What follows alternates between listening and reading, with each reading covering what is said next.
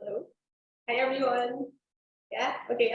Good day and warm welcome to our viewers joining us on Facebook Live and on Zoom. I'm Annie, and I'm Supitcha Sutthanonkul. Yeah. We're SEAMEO SPAFA researchers, and we will be moderating and hosting today's session. So we are so glad that you could be a part of our first session of the year, titled "Updates on Paleoanthropology in Southeast Asia." Also with us today are two distinguished guest speakers who will be sharing about these recent developments in paleoanthropology, Dr. Deborah Argue and Dr. Fabrice Demeter. But before we properly introduce our speakers, a quick reminder to all our viewers that there will be no recording of this session. So after it goes live, we will delete everything, so don't miss this exciting opportunity. And yeah. So you're lucky today who was watching right now on Facebook and on Zoom. So please leave us a lot of comment letting us know where are you joining us from, and be sure to send in a lot of questions for our speaker here today. Topic is so important and so interesting, so please stay tuned there.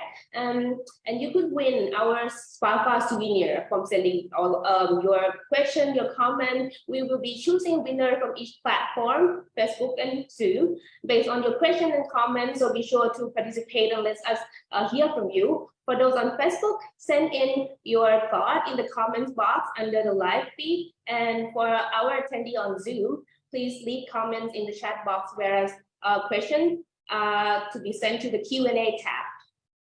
There. Okay. So our another speaker of us today, that is Dr. Fabrice Demeter. He is a paleoanthropologist studying modern human origins and dispersal in the Far East and Southeast Asia. He's been conducting excavations in region for 20 years now.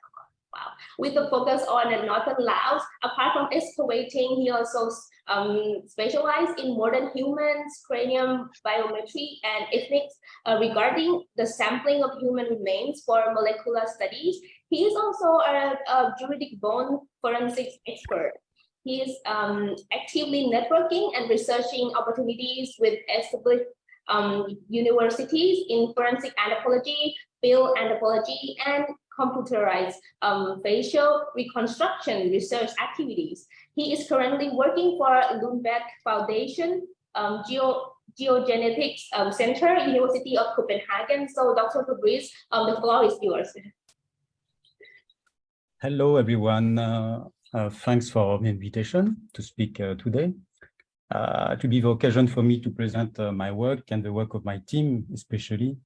As you mentioned, I've been working for over 20 years in the region. We started to work in Vietnam, then in Cambodia, and moved to northern Laos, where we have been digging for since 2003.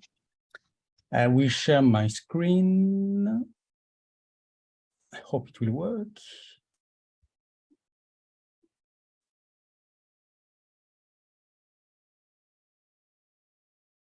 Can you see it?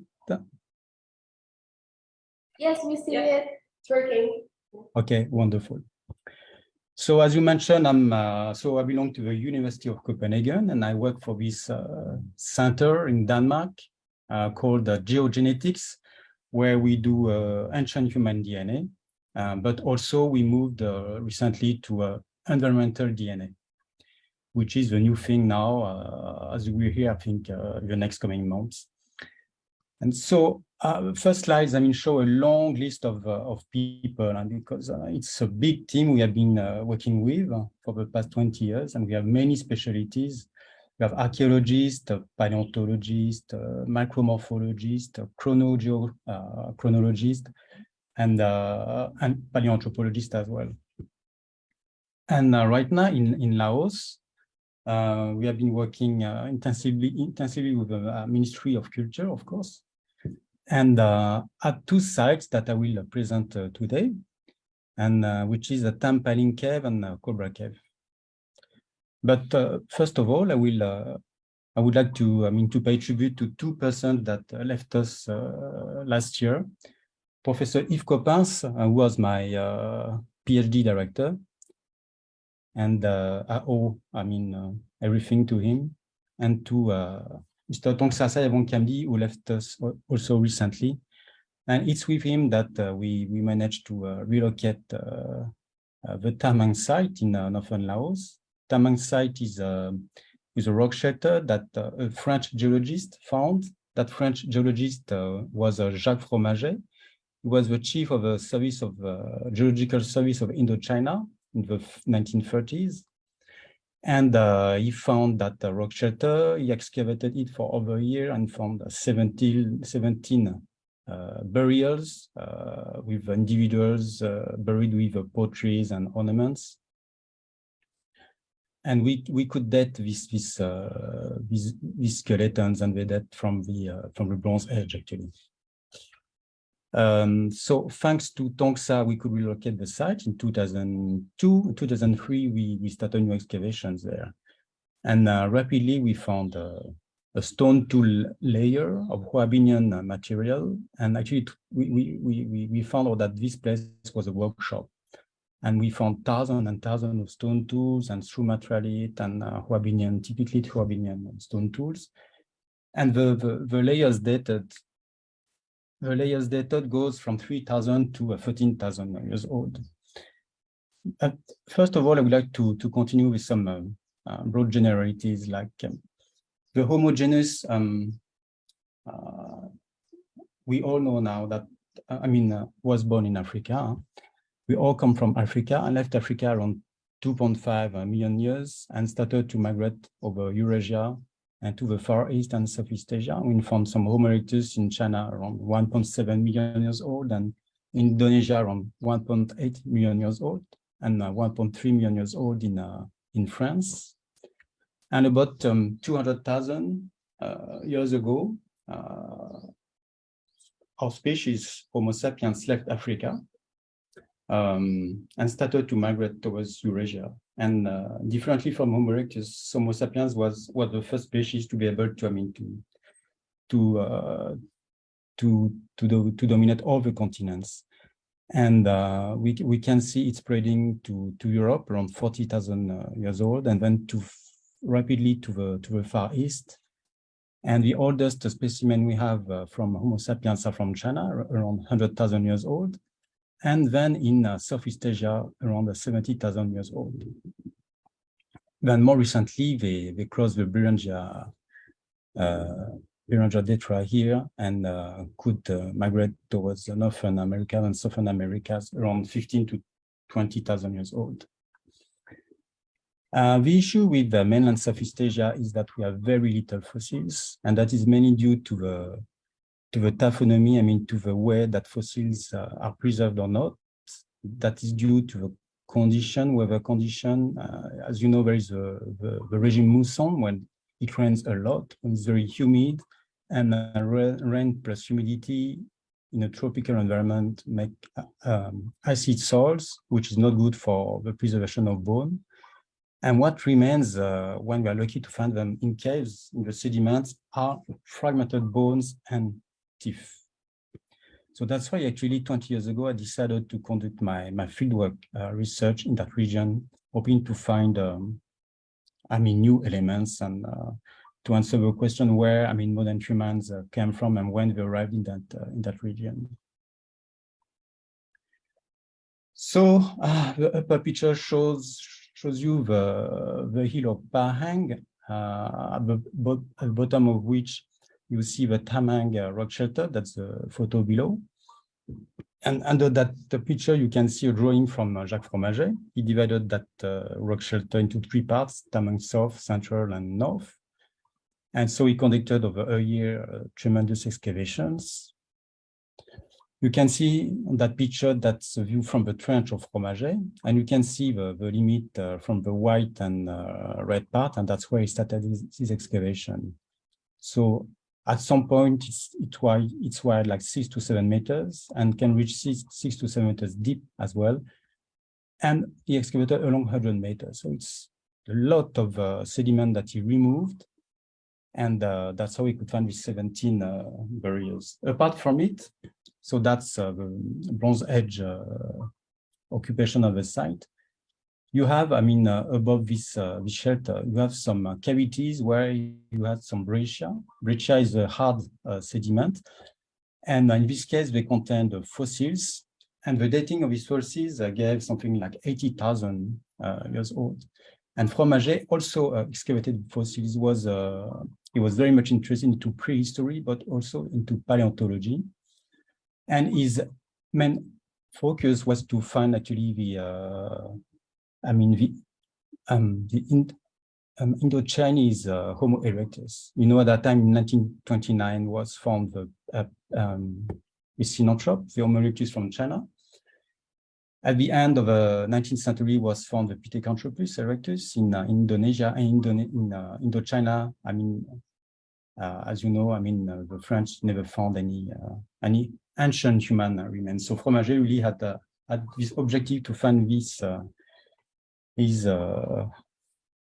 Indo-Chinese Homo erectus. So that's why he was also interested into breccia and very old fossils. So he found a lot of faunal remains, and all of this material is kept now at the Museum of Natural History in Paris. And when we came back in 2003, we continued the excavation of the Hoabinian layer here, beyond this Fromager's trench. And also, we could remove the rest of the breccia that Fromager left inside the cavities of the upper rock shelter. At the top of this hill, so what we normally do after our excavation, we spend a few days for surveying the area, hoping to find potentially interesting sites for future research. And our geologists found that entrance of the cave. It's located at the top of the hill, of Pahang Hill. So that's the entrance of the cave. It's a very wide, 40 meters wide, and the deepness is like reaches 30 meters at some points. That's the picture taken actually last weekend, because I'm just back from 3 weeks excavation with my team there. And here, I mean, upper part on the right side, you can see the entrance of the cave. So there is a 60 meters slope to reach that part where you have all the sediment deposit here. And this site is not an occupation site, it's an infilling site. It means that all the remains, all the sediments that you see here have been washed in from that entrance after, I mean, every rainy season. And we calculated that 1 millimeter is deposited every year. It's a very slow process, but very steady one, a regular one. In 2008, we found that cave. 2009, we started the excavation. And we, at this point, opened a test pit. And we stopped it when we reached 2.50 meters. And around 2.40 meters, I found lots of charcoals remains, which I took and brought back to Paris for C14 dating. And it took about a year, I mean, to get the results. And when the results came back, it showed that at 2.40 meters, we were reaching about already like over 45,000 years old. And I knew that if you did some excavations there, whatever we found at this level would be at least that old, that age. So that's what we did the next year. We came back and we extended the excavation. And that's where we found our first human remains here. We call it Tampaling 1 at 2.40 meters plus in deepness. And it was a part of the skull of a modern human, totally. I'm here standing with the first test pit we did with Laura Shackelford from Illinois University. And so that's how we found our first remains here. So the sediment is clay. It's super difficult to excavate because it's very sticky. So you cannot use trowel. You just need to use your, trowel first and then your fingers to check what the clay contains. So we found that first individual 2.40 meters. It was found here. As you can see, we did a lot of dating, over 30 to 40 different dating. We combined C14 dating, OSL dating, optical luminescence dating of the sediment on quartz first, then on feldspar. And then we did some ESR dating on the mammal teeth found associated with the human remains as well. So different datings and the soil, the sediment containing the first skull was dated to 46,000 years old. We did a direct dating of the teeth of that individual that gave 64,000, but I mean, the bone is an open environment, so the geochronologists said we couldn't rely on this 64,000 years old dating. Then we found another individual 2 years later, a mandible that was belonging to a second individual. That one was dated to over 46,000 years old. Was found here. And then we found a chin a year later, was found here, TPL3. Dating is about 17,000 years old. And we went even deeper and found another individual 4 years ago. It's a part of the frontal. I mean, I didn't show it here because we are publishing it right now with frontal with new dating, and the new dating is about 80,000 years old. So it's a combination. We did our geochronologists did a Bayesian model. I mean, to integrate the US ESR dating on the mammal teeth and on the sediment itself, and they came with an average age of 80,000 years old. So far, at least, we found 7 individuals, all fragmentary. No individuals are complete.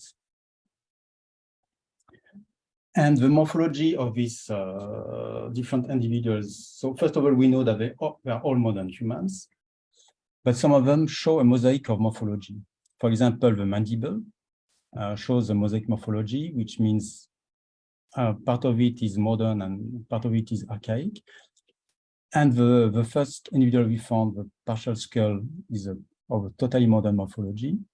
The chin has no archaic character. This let us suggest that a great morphological variability existed in Southeast Asia about 70,000 years old. The tampaling fossils, together with some Chinese fossils and with Lundbeck fossils, let us suggest that some modern humans were already present in the whole Far East and Southeast Asia at least 70,000 years ago, implying all the exist of Africa than generally thought. Because as you know, I mean, genetic studies show that modern humans that gave our species right now left out Africa about 50,000 years old. But this doesn't mean that there were not earlier exits, but these earlier exits, when happened, I mean, they never gave any descendant. That's what I mean. And the tapaling remains are obviously, I mean, it shows early exist of Africa that never gave any descendants in the region. This shows you what are the oldest and best and well dated fossils in the region. As you know, I mean, we have lots of early modern humans in China, but there is really a problem for dating them. Either they are not directly dated, or the sediment data is not really secured. But there are a few that are, I mean, a couple that have well dated. Zirandong, around 100,000 years old. Tianwan, around 40,000 years old. Lunadong, 70 to 126,000 years old. We have Tampaling in Laos, Tabon in the Philippines, Nia Cave in Malaysia, 37,000 years old, and Lida Ajer in Sumatra, Indonesia, around 73,000 years old. So this clearly shows that there was earlier exits of Homo sapiens than generally thought. As I mentioned earlier, we always do some prospecting at the end of our fieldwork excavation. And behind this Pahang hill here, you have that hill, which is about 100 meters away from the previous one. And that's where we found the Tamguhao cave, which means the cobra cave. That's the entrance of Cobra Cave, which is about 40 meters high from the plain.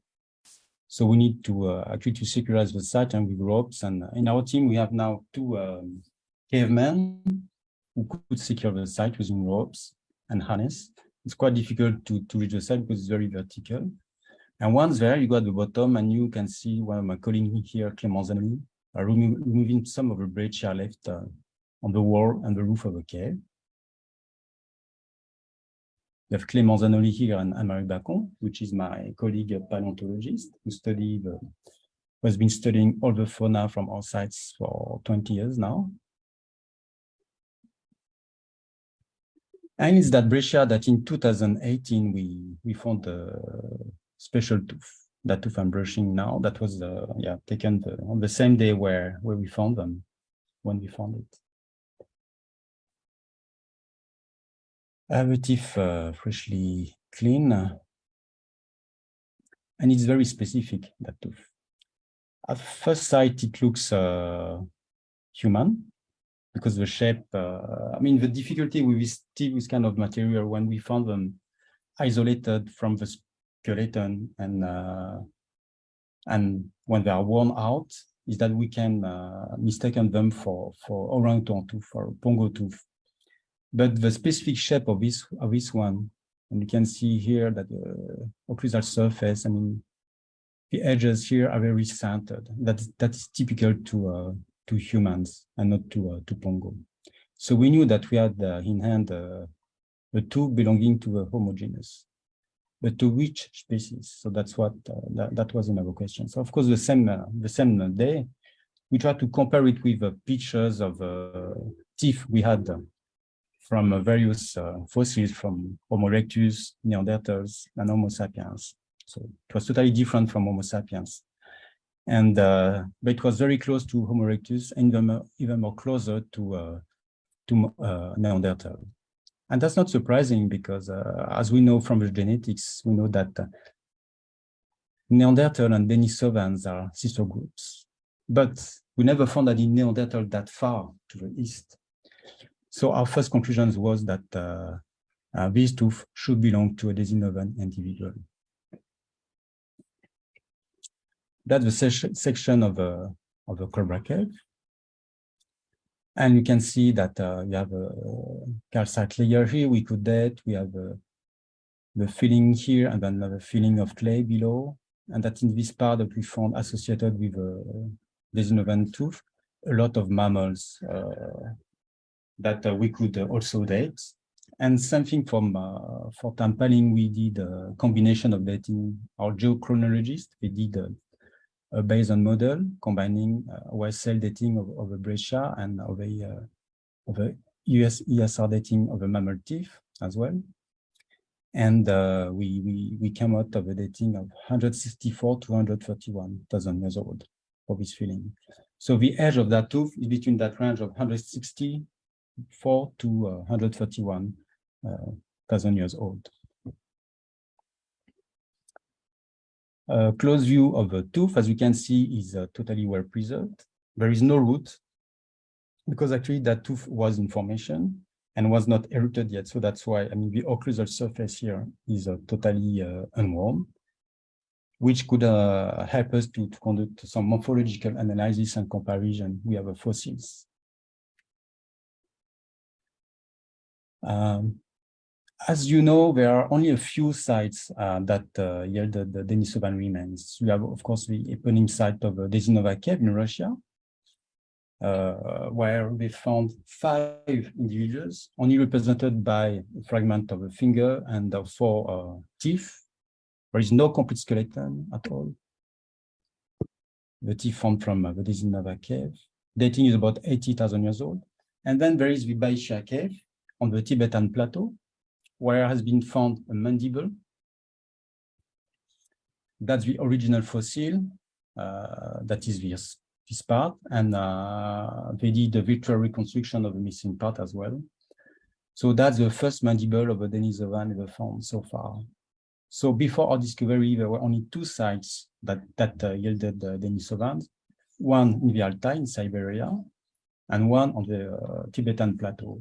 And as you can immediately see, I mean, they are sites located in a cold climate and high altitude.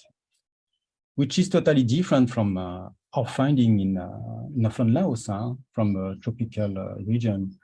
And our finding actually shows that Denisovans were adapted to various environments and were able to adapt from the cold to tropical regions, which extends considerably their occupation territory.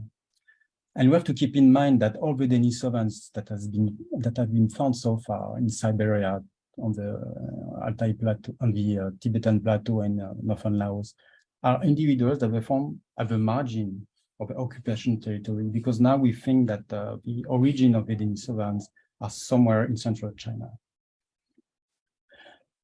I mentioned earlier that we did some morphological analysis of our tooth, external morphology first, and then we used the internal morphology. We micro-CT scan that tooth to examine the internal morphology. And what we are interested in is that, well, as you know, below the enamel surface of the tooth, below that you have a part that we call the dentin. And what is interesting for us is the dentin, the enamel dentin junction, because when teeth are worn out, which is not the case here, but when they are worn out, the dentin junction remains intact. So this is what actually we like to use for a morphological comparison, which we did. Below you have two drawings. You have here the GI molar from the mandible found on the Tibetan Plateau, and our tooth here, TNH2 from Cobra Cave. And as you can see, they are very, very close together. One from XJ mandible and with our tooth, and close also to the Homo erectus group. And here you have again the tooth from the Tibetan Plateau, and our Cobra Cave tooth here. And again, they are very close one to each other, and also close in this case to the Neanderthal group, which I told you, is not a surprise. So we published our finding last May in that Nature Communication. So you can see a long list of co-authors, because there were many disciplines implied and many colleagues implied. But it was not really a surprise to find a Denisovan in mainland Southeast Asia. We kindly were kind of expecting it. The genetics showed recently that there are some groups from Southeast Asia that show very high percentage of Denisovan genes. 3 groups, one in the Philippines, within the Negritos, one in Papua New Guinea, and one in Aborigines from Australia, and they show about 5 to 7% of Denisovan genes in their gene heritage. And compared to European people, we only have like 0.001% of Denisovan genes, which is close to 0. So it means that at some point, a group of modern humans arriving from Africa, around maybe 50,000 years ago, met some Denisovans that were already there in mainland Southeast Asia, and then gave descendants to these 3 specific groups in the region. That's a drawing I like. I found it on internet, and it just shows rapidly. The 3 different sites. From the Altai, from the Tibet Plateau, and from our site in northern Laos. So only 3 sites so far that yielded Denisovan remains. I mentioned earlier that we think that the origin of the Denisovans should be somewhere in central China. And not far from where is the Taiwan Strait. And as you may know, you have fishermen who keep finding in their nets, they catch fossils from the bottom of the sea.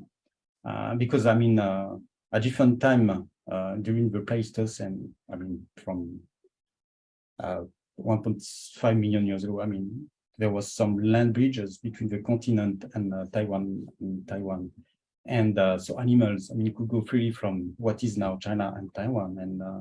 And when they died there, I mean, sea level rised again, and they were buried in the sediment at the bottom of the sea. So regularly, I mean, daily fishermen, I mean, catch fossils in their net. And that's a picture of Mr. Kwen Yu Tsai. He's a bone collector, and he bought this mandible from some features. And you can see behind on the shells, I mean, thousands and thousands of mammal fossils from at the bottom of the Taiwan Strait. And this mandible, I mean, draw attention by some scientific colleagues, and notably by Yusuke Kaifu, paleoanthropologist colleague of mine from Japan. And it also has, same as the mandible found of the Tibetan plateau, two molars left. And as you can see, these molars, lower molars, have 3 roots, which is totally unusual for humans. Normally, humans only have 2 roots for the lower molars and 3 roots for the upper molars. And the molars from the Tibetan plateau also show 3 roots. And this seems to be a specificity of the Denisovans. And the morphology is also quite similar, I mean, in both cases. And so the site is called Penghu in the Taiwan Strait. Other good potential candidates for Denisovans from China are this Harbin skull, dated 246,000, this Dali skull, dated to 260,000, and the Huaodong skull, dated to 300,000. I put question marks because the dating is not direct and is not secure yet. But as you can see, I mean, if really these individuals were Denisovans, we would have for the first time the morphology of the skull of the Denisovan. And you can see it's clearly different from modern humans, but it's really close to Neanderthals. I mean, for those who know Neanderthals specimens. Also, this site here, only represented by fragmented piece of skull and teeth, would be Zhujayao. This one securely dated 225, 200,000 years old. That's a picture of our team working there for 20 years now. And I had the pleasure this year to have in my team Sukanya and Tip from Fine Art Departments and students of RASMI. Also had Vito, who is a macro geomorphologist from Australia. He's doing his PhD under the supervision of Mike Morley. We had Kira Westerway, our specialized geochronologist in dating the sediment. Renaud Johannes Boyau, who is dating our mammal teeth, and all of my Lao, Sulipan here, and Lao team, Clément Zanoli here. Philippe Duranger, our sedimentologist for over 20 years now, and Mary Bacon here, and many more of my colleagues. And the work is continuing after 3 years of not going to Laos. I mean, we're dying to go back, and we can say that our mission this time was successful, and we're dying to go back next year again. I'm done. Hi, thank you, Fabrice, for your very interesting, exciting presentation. Okay, so yeah, right now, if you want, if someone wants to follow your work, or maybe because it is an ongoing to be continuous, let's say, research, what if any aspiring anthropologists out there want to follow your work, where can they do so? If you can share a little bit. Can you repeat the question? I mean, it was not so clear. So if, for example, if any anthropologists want to follow your work, is there any channel of your work that you can share to the public right now so that we can catch up with your research? No, I mean, right now we're only been using Twitter, and when I have some interesting findings, I just tweet it, but I don't have a specific channel yet. And actually, I wouldn't be capable to do it. I'm very bad in IT and stuff like that. So if you have some recommendation, I'll be happy to follow. All right. So thank you, Dr. Fabrice, for your insightful research and